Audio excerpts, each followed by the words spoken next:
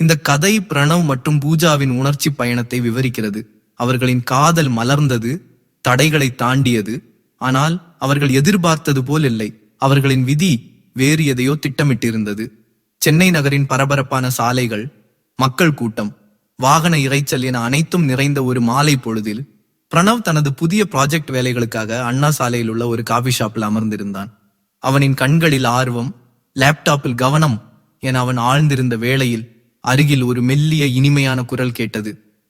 மன்னிக்கவும், இங்கே ஒரு இடம் காலியாக இருக்குதா? தலை நிமிர்ந்து பார்த்தான் பிரணவ். எதிரே நின்றிருந்தாள் பூஜா. அவளின் கண்களில் இருந்த கள்ளமில்லா பிரகாசமும் முகத்தில் இருந்த மெல்லிய புன்னகையும் பிரணவின் மனதை ஒரு நொடி கொள்ளையடித்தது. கூந்தல் அவளின் தோள்களில் அழகாக பரவி இருக்க, ஒரு நீல நிற சுடிதாரில் அலைப்பாயும் அருவிகளைப் போல அழகுடன் நின்றிருந்தாள். அவளின் வருகையால் காஃபி ஷாப்பின் சூழலே ஒரு புத்துணர்ச்சி பெற்றது போல உணர்ந்தான் பிரணவ். ஆம், தாராளமாக அமருங்கள் என்று எழுந்து வழிவிட்டான். அவளுக்கு பின்னால் இருந்த நாற்காலியை எடுத்து போட உதவினான். நன்றி என்று அவள் நாற்காலியில் அமர்ந்தாள்.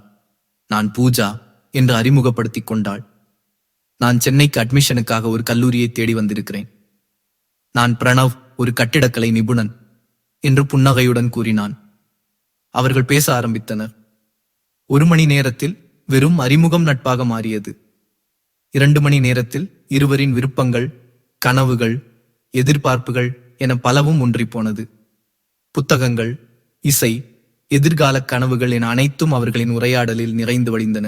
எதேச்சையாக அவர்கள் இருவரும் ஒரே கல்லூரியில் படித்தவர்கள், ஆனால் வெவ்வேறு துறைகளில் என்பது அவர்களுக்கு மேலும் ஆச்சரியத்தை அளித்தது. அவர்களுக்குள் ஒரு மெல்லிய பிணைப்பு உருவானது. அந்த மாலை பொழுதில் அவர்களின் எண்ண அலைகள் ஒரே திசையில் பயணிப்பதாக உணர்ந்தனர். காஃபி ஷாப்பின் உரிமையாளரான வயதான அண்ணாச்சி அவர்களின் முதல் சந்திப்பை புன்னகையுடன் கவனித்துக் கொண்டிருந்தார். இவர்கள் இருவருக்கும் ஒரு அழகான எதிர்காலம் இருக்கிறது என்று மனதுக்குள் முணுமுணுத்தார். அடுத்த சில வாரங்களில் பிரணவ் மற்றும் பூஜா அடிக்கடி சந்திக்க ஆரம்பித்தனர். சென்னை மெரினா கடற்கரையின் அலைகள், பெசன்ட் நகர் எலியட்ஸ் கடற்கரையின் அமைதி, அண்ணா நூற்றாண்டு நூலகத்தின் புத்தக வாசனை, மியூசிக் அகாடமியின் இசை நிகழ்ச்சிகள் என அவர்களின் சந்திப்புகள் நீண்டு கொண்டே சென்றன. அவர்களின் உரையாடல்கள் புத்தகங்கள், இசை, வாழ்க்கை குறித்த ஆழ்ந்த சிந்தனைகள் என பலவற்றையும் உள்ளடக்கியிருந்தன. பிரணவின் நகைச்சுவை உணர்வும் பூஜாவின் மெல்லிய புன்னகையும் ஒருவருக்கொருவர் ஈர்த்தன. பிரணவின் நெருங்கிய நண்பன் அர்ஜுன், என்னடா பிரணவ், எப்பவும் பூஜாவை பற்றியே பேசுற, காதல் வந்துவிட்டதா என்று கிண்டல் செய்தான். பிரணவ் வெட்கத்துடன் சிரித்தான். பூஜாவின் தோழி மீனா, பூஜா, நீ பிரணவுடன் இருக்கும்போது முகம் மகிழ்ச்சியாக இருக்கிறாய், இது வெறும் நட்பா அல்லது காதலா என்று கேட்டாள். பூஜாவுக்கு கன்னங்கள் சிவந்தன.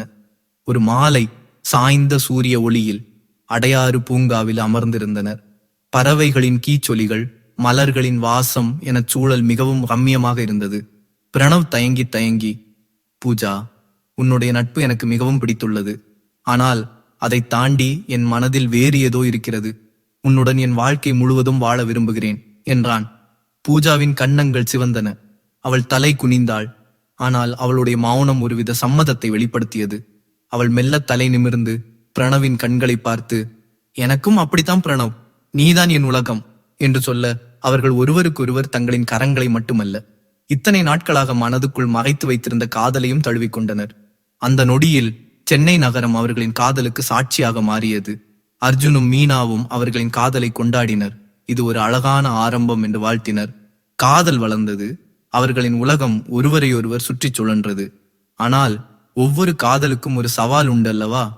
பிரணவ் ஒரு பணக்கார குடும்பத்தைச் சேர்ந்தவன், பாரம்பரியம் மிக்க குடும்பம். அவனின் தந்தை ஆனந்த் ஒரு பெரிய கட்டுமான நிறுவனத்தின் உரிமையாளர். அவர்களின் குடும்பம் சமூக அந்தஸ்துக்கும் பணத்திற்கும் அதிக முக்கியத்துவம் கொடுக்கும். பூஜா ஒரு நடுத்தர குடும்பத்தைச் சேர்ந்தவள். அவளின் அப்பா ஒரு அரசு ஊழியர், அம்மா ஒரு பள்ளி ஆசிரியை. பிரணவ் தனது காதலை வீட்டில் சொன்னபோது அது ஒரு இடி என தாக்கியது. என்னது, நீ ஒரு சாதாரண குடும்பத்து பெண்ணை காதலிக்கிறியா? எங்கள் குடும்பத்தின் பெயரை கெடுக்க பார்க்கிறியா? உனக்கு தெரியுமா, எங்கள் குடும்பத்துக்கு பொருத்தமான பெண் யார் என்று நாங்கள் ஏற்கனவே முடிவு செய்து விட்டோம் என்று பிரணவின் அப்பா ஆனந்த் கர்ஜித்தார். பிரணவின் அத்தை சாந்தி குடும்பத்தில் மிகவும் செல்வாக்கு மிக்கவர். இந்த காதல் எல்லாம் ஒரு மாயை பிரணவ், பணமும் அந்தஸ்தும் தான் வாழ்க்கைக்கு முக்கியம் என்று எரிகின்ற நெருப்பில் எண்ணெயை ஊற்றினார். பிரணவ் விடவில்லை. அப்பா, அன்பு என்பது பணத்தையோ அந்தஸ்தையோ பார்ப்பதில்லை. பூஜா என் வாழ்க்கையின் ஒளி, அவளை நான் விட்டு கொடுக்க மாட்டேன் என்றான் உறுதியாக. ஆனால் பிரணவின் குடும்பம் பூஜாவை ஏற்றுக்கொள்ளாது. அவர்கள் பூஜாவின் குடும்பத்தை அணுகி இந்த உறவை முறித்துக் கொள்ளும்படி வற்புறுத்தினர். பூஜாவின் பெற்றோர்கள் பயந்து போனார்கள். தங்கள் மகள் ஒரு பணக்கார குடும்பத்தின் கோபத்திற்கு ஆளாகி விடுவாளோ என அஞ்சினர். பூஜாவும் பிரணவ் மீது கொண்ட அன்பால் கண்ணீர் சிந்தினாள். இந்த அழுத்தத்தால் பிரணவ் மற்றும் பூஜாவுக்கு இடையே ஒரு சிறிய இடைவெளி ஏற்பட்டது. அவர்கள் இருவரும் ஒருவரை ஒருவர் சந்திப்பதை தவிர்த்து மன உளைச்சலில் ஆழ்ந்தனர். அர்ஜுனும் மீனாவும் அவர்களுக்கு ஆறுதல் கூறினர். ஆனால் அவர்களால் இந்த சூழலில் என்ன செய்வது என்று தெரியவில்லை. இரு குடும்பங்களுக்கும் இடையே இருந்த இறுக்கமான சூழல் ஒரு நாள் எதிர்பாராத ஒரு நிகழ்வால் திசை திரும்பியது. பிரணவின் அப்பா ஆனந்த் ஒரு முக்கியமான தொழில்முறை சந்திப்புக்காக வெளியூர் சென்று திரும்பிக் கொண்டிருந்தார். அவரது கார் ஒரு பயங்கரமான விபத்தில் சிக்கியது. கார் முற்றிலும் சேதமடைந்தது. அவர் படுகாயமடைந்து கோமா நிலையில் மருத்துவமனையில் அனுமதிக்கப்பட்டார். குடும்பமே அதிர்ச்சியில் உறைந்து போனது. பிரணவ் நொறுங்கி போனான். இந்த நேரத்தில் பூஜா தனது குடும்ப எதிர்ப்பையும் மீறி பிரணவுடன் நின்றாள். மீனாவிடமிருந்து விபத்து செய்தியை கேட்டவுடன் பூஜா உடனடியாக மருத்துவமனைக்கு விரைந்தாள். அங்கு பிரணவின் அப்பாவுக்கு ரத்தம் தேவை என்று அறிந்தவுடன் ஒரு நொடி கூட யோசிக்காமல் உடனடியாக இரத்த தானம் செய்ய முன்வந்தாள். பூஜாவின் இரத்த வகையும் பிரணவின் தந்தையின் இரத்த வகையும் ஒன்றாக இருந்தன. பூஜா ரத்தம் கொடுக்க முன்வந்ததைக் கண்ட பிரணவின் அம்மா அதிர்ச்சி அடைந்தார். இந்த சிறிய செயல் பிரணவின் குடும்பத்துக்கு ஒரு பெரிய பாடமாக அமைந்தது. பூஜாவின் தன்னலமற்ற செயல் அவர்களின் கண்களை திறந்தது. பிரணவின் அப்பா மெல்ல குணமடையத் தொடங்கினார். பூஜா தினமும் மருத்துவமனைக்கு சென்று பிரணவின் அப்பாவுக்கு துணையாக நின்றாள். அவருக்கு பிடித்தமான கதைகளை படித்தாள். உணவு ஊட்டினாள். அவள் பிரணவின் அப்பாவிடம், நான் உங்களை என் சொந்த அப்பாவைப் போல நேசிக்கிறேன், பிரணவ்தான் என் உலகம் என்று கண்ணீருடன் கூறினாள். பூஜாவின் அன்பும் கருணையும் பிரணவின் குடும்பத்தின் மனதை மாற்றின. பிரணவின் அத்தை சாந்தி கூட பூஜாவின் செயலைக் கண்டு மனம் மாறினார். மன்னித்து விடு பூஜா, உன்னுடைய அன்பை புரிந்து கொள்ள நாங்கள் இவ்வளவு காலம் எடுத்துக்கொண்டோம் என்று பிரணவின் அம்மா கண்ணீருடன் சொன்னார். பிரணவின் அப்பா குணமடைந்ததும் அவர் பூஜாவை அழைத்து பேசினார். உன்னுடைய தியாகம் எங்கள் குடும்பத்துக்கு ஒரு புதிய வெளிச்சத்தை காட்டியது. என் மகனுக்கு உன்னை விட சிறந்த துணை கிடைக்காது என்று தனது சம்மதத்தை தெரிவித்தார். குடும்பத்தின் எதிர்ப்பு நீங்கி பிரணவ் மற்றும் பூஜாவுக்கு ஒரு பிரம்மாண்டமான நிச்சயதார்த்தம் நடைபெற்றது. அர்ஜுனும் மீனாவும் இந்த மகிழ்ச்சியான தருணத்தை கொண்டாடினர். அவர்களின் வாழ்வில் மீண்டும் வசந்தம் திரும்பியது. திருமண ஏற்பாடுகள் மும்முரமாக நடந்தன. பிரணவ் மற்றும் பூஜா தங்கள் கனவுகளை பற்றி பேசிக் கொண்டிருந்தனர். ஒரு வீட்டை வாங்க வேண்டும், ஒரு குடும்பத்தை ஆரம்பிக்க வேண்டும், தங்கள் குழந்தைகளுடன் விளையாட வேண்டும் என இனிமையான கனவுகளில் மூழ்கியிருந்தனர். பிரணவ் பூஜாவின் விருப்பத்துக்கு ஏற்ப தங்கள் கனவு வீட்டின் வடிவமைப்பை தொடங்கினான். ஆனால் விதி மீண்டும் அவர்களுக்கு ஒரு சவாலை வைத்திருந்தது. ஒரு நாள் பூஜாவுக்கு உடல் நலக்குறைவு ஏற்பட்டது. ஆரம்பத்தில் சாதாரண காய்ச்சல் என்று எண்ணினர். ஆனால் நாட்கள் செல்ல செல்ல அவளுக்கு மிகவும் சோர்வாகவும் உடல் வலியுடனும் இருந்தது. அவளின் முகம் வெளிரி போனது. பசியின்மை ஏற்பட்டது. பிரணவ் அவளை மருத்துவமனைக்கு அழைத்துச் சென்றான். பல சோதனைகளுக்கு பிறகு மருத்துவர் ராஜேஷ் ஒரு அதிர்ச்சியான செய்தியை கூறினார். பூஜாவுக்கு ஒரு அரிதான இரத்த புற்றுநோய் இருக்கிறது. இது தீவிர நிலையில் உள்ளது என்றார். பிரணவ் ஸ்தம்பித்து போனான். அவனது உலகம் நொறுங்கி போனது. இல்ல, இது எப்படி நடக்க முடியும்? என் பூஜாவுக்கு எந்த நோயும் இருக்க முடியாது என்று கதறினான். பூஜாவுக்கு இந்த செய்தி ஒரு இடி என தாக்கியது. அவளின் முகத்தில் இருந்த புன்னகை மறைந்து போனது. அவளின் பெற்றோர்கள் கதறி அழுதனர். பிரணவின் குடும்பமும் இந்த செய்தியை கேட்டு அதிர்ச்சியில் உறைந்தது. ஆனந்த், நாம் பூஜாவை காப்பாற்ற என்ன வேண்டுமானாலும் செய்வோம் என்று உறுதியளித்தார். பிரணவ் பூஜாவை கைவிடவில்லை. நாம் இதை எதிர்த்து போராடுவோம் பூஜா, நீ குணமடைவாய், நான் உன்னுடன் இருக்கிறேன் என்று அவளுக்கு தைரியம் கூறினான். தங்கள் திருமணத்துக்காக சேமித்து வைத்திருந்த பணத்தையும் பிரணவின் குடும்பத்தின் உதவியையும் கொண்டு பூஜாவிற்கு சிகிச்சை அளிக்கப்பட்டது. பல கீமோதெரபி சிகிச்சைகள் நடந்தன. பூஜா சோர்வடைந்தாள். அவளின் கூந்தல் உதிர்ந்தது. அவளின் முகம் வாடியது. ஆனால் பிரணவ் அவளின் கையை பிடித்து கொண்டு ஒவ்வொரு நொடியும் அவளுடன் நின்றான். பூஜாவுக்கு சிகிச்சை ஒருபுறம் நடந்து கொண்டிருக்க பிரணவ் இரவும் பகலும் அவளுடன் இருந்தான். அவளுக்காக உணவு சமைத்தான். அவளுக்கு பிடித்தமான பாடல்களை பாடி காட்டினான். கதைகள் சொன்னான். அவர்களின் காதல் அந்த நோய்க்கும் மேலாக போராடியது. அர்ஜுனும் மீனாவும் தினமும் மருத்துவமனைக்கு வந்து பூஜாவை பார்த்து சென்றனர். அவர்களுக்கு தேவையான உதவிகளை செய்தனர். சில சமயங்களில் பூஜா பிரணவ், நான் உனக்கு ஒரு சுமையாக இருக்க விரும்பவில்லை. நீ என் கனவுகளை நிறைவேற்ற வேண்டும்.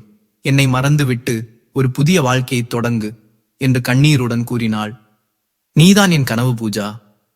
உன்னை தவிர வேறு எதுவும் எனக்கு முக்கியமில்லை. நாம் இருவரும் சேர்ந்துதான் நம் கனவுகளை நிறைவேற்றுவோம் என்று அவன் அவளை அணைத்துக் கொண்டான். 1 மாதம் கழிந்தது. பூஜாவுக்கு சிறிது முன்னேற்றம் இருப்பதாக மருத்துவர் ராஜேஷ் கூறினார். ஒரு எலும்பு மஜ்ஜை மாற்று அறுவை சிகிச்சை செய்தால் அவளுக்கு முழுமையான குணமடைவதற்கான வாய்ப்பு அதிகம் என்று கூறினர். ஆனால் அதுக்கு பொருத்தமான ஒரு நன்கொடையாளர் தேவைப்பட்டார். பிரணவ் உடனடியாக தனது குடும்பத்தினர் மற்றும் நண்பர்களிடம் நன்கொடையாளர்களை தேடினான். அர்ஜுன் ஒரு பெரிய விழிப்புணர்வு பிரச்சாரத்தை ஏற்பாடு செய்தான். பல தன்னார்வ தொண்டு நிறுவனங்களின் உதவியை நாடினான். நாட்கள் ஓடின, பல சோதனைகள் நடத்தப்பட்டன. ஆனால் பொருத்தமான ஒரு நன்கொடையாளர் கிடைக்கவில்லை. ஒவ்வொரு நாளும் ஒரு புதிய நம்பிக்கை, ஆனால் ஒவ்வொரு நாளும் ஒரு புதிய ஏமாற்றம். சிறிது நாட்கள் இப்படியே நகர்ந்தன. ஒரு நாள் பூஜாவுக்கு உடல்நிலை மிகவும் மோசமானது. அவளின் சுவாசம் சீரற்று போனது. இதயம் பலவீனமானது. மருத்துவர் ராஜேஷ், நாம் அனைத்தையும் செய்துவிட்டோம் பிரணவ். இனி காலம் மட்டுமே பதில் சொல்லும் என்று வருத்தத்துடன் கூறினார். பிரணவ் அவளின் படுக்கை அருகில் அமர்ந்து அவளின் கையை பற்றி கொண்டான். பிரணவ், நான் உன்னை மிகவும் நேசிக்கிறேன் என்று பூஜா மெல்லிய குரலில் சொன்னாள். அவளின் கண்களில் கண்ணீர். பூஜா, நான் உன்னை நேசிக்கிறேன். நீ என்னை தனியாக விட்டு போகாதே. நாம் இன்னும் நிறைய கனவுகளை நிறைவேற்ற வேண்டும் என்று பிரணவ் கதறினான். நான் எப்போதும் உன் இதயத்தில் இருப்பேன் பிரணவ். நீ மகிழ்ச்சியாக இருக்க வேண்டும். என் கனவுகளை நீ நிறைவேற்ற வேண்டும். நீ ஒரு சிறந்த கட்டிடக்கலை நிபுணனாக வருவாய் என்று அவள் சைகையால் கூறினாள். அவளின் சுவாசம் மெதுவாகியது. பிரணவ் அவளின் கையை இறுக பற்றி கொண்டான். அவள் ஒரு புன்னகையை உதிர்த்துவிட்டு மெல்ல கண்களை மூடினாள். அவளின் உயிர் பிரிந்தது. பிரணவ் கதறினான். அவனின் உலகமே அவனின் கைகளில் இருந்து நழுவி போனது போல உணர்ந்தான். அவன் பூஜாவின் உடலை அணைத்துக் கொண்டான். அவனின் கண்ணீர் அவளின் கன்னங்களில் வழிந்தது. அவனின் கனவுகள், ஆசைகள், எதிர்காலம் என அனைத்தும் ஒரே நொடியில் சூனியமாகின. பிரணவின் பெற்றோர்களும் பூஜாவின் பெற்றோர்களும் அர்ஜுன், மீனா என அனைவரும் துயரத்தில் ஆழ்ந்தனர். பிரணவ் தனது வாழ்க்கையின் மிகப்பெரிய சோகத்தை சந்தித்தான். பூஜாவை இழந்த வலி அவனின் ஒவ்வொரு அணுவிலும் நிறைந்தது. அவன் தனிமையில் அலைந்தான். அவளின் நினைவுகள் அவனை சூழ்ந்தன. நாட்கள் வாரங்களாக, மாதங்களாக உருண்டோடின. பிரணவ் ஒரு இருண்ட உலகத்தில் வாழ்வது போல உணர்ந்தான். அர்ஜுனும் மீனாவும் அவனுக்கு துணையாக நின்றனர். அவனை தேற்றினர். ஒரு நாள் பிரணவ் பூஜாவின் பழைய டைரியை கண்டான்.